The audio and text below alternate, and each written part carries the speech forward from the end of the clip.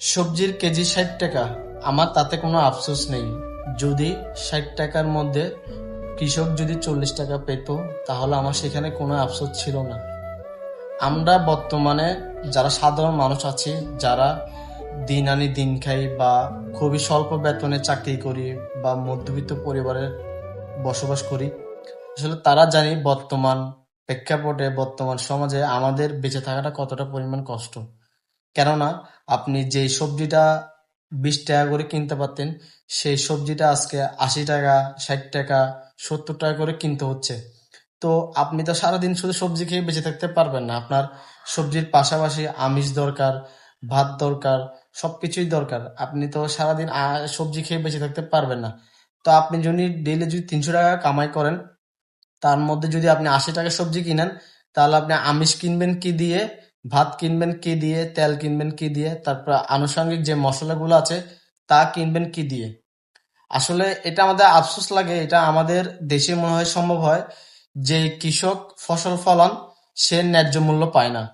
আপনি যখন একটা সবজি যখন বাজার থেকে 60 টাকা করে কিনবেন, দেখবেন যে সেই সবজিটা হয়তো বা কৃষক পাচ্ছে 20 টাকা। তাহলে কৃষক যদি ওই সবজিটা 20 টাকা পায়, বাজারে আসি সেই সবজি 60 টাকা হয়, তাহলে 40 টাকা আসলে কার পেটে গেল? প্রশ্নটা এমন না? তো আসলে আমরা সবাই সচেতন হওয়ার দরকার। আমার কথা হচ্ছে, আমি 60 টাকা সবজি কিনতে রাজি, যদি কৃষকরা 40 টাকা পায়। যে কৃষকরা রোদ বৃষ্টি ঘাম উপেক্ষা করে ফসল ফলায়, তারা যদি সবজিতে 40 টাকা পায়, সেই সবজিটা আমি 60 টাকা দিয়েও কিনে খেতে রাজি। যেই কৃষক এত কষ্ট করার পরও প্রতি কেজি সবজিতে 20 টাকা পায়, আর সেই সবজিটা আমরা 60 টাকা করে কেজিতে কিনে খাই, সেই সবজি খেতে আমার বড়ই কষ্ট হয়, বড়ই আফসোস লাগে। তো আসলে আমরা সচেতন হব সবাই, আর এই বিষয়গুলো আমরা খেয়াল রাখবো। যেহেতু আমরা আসলে মধ্যবিত্ত পরিবারে বসবাস করি, আমাদের জীবনটা আসলে খুবই সাধারণ।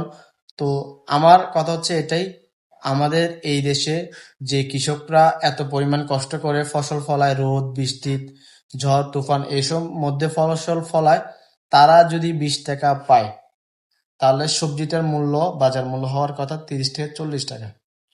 কেন এই সবজিটার মূল্য 60 টাকা? আমার খুবই আফসোস লাগতেছে আসলে এই বিষয়টা নিয়ে। তো আসলে আমি জানি না যে আসলে সবার মতামতটা এরকম কিনা।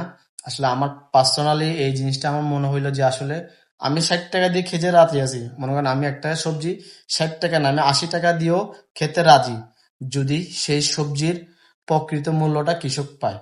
কৃষক যদি 20 টাকা পায়, সেই সবজি আমি 60 টাকা কেন, আমি 50 টাকা দিয়েও খেতে রাজি না। তো ধন্যবাদ সবাইকে।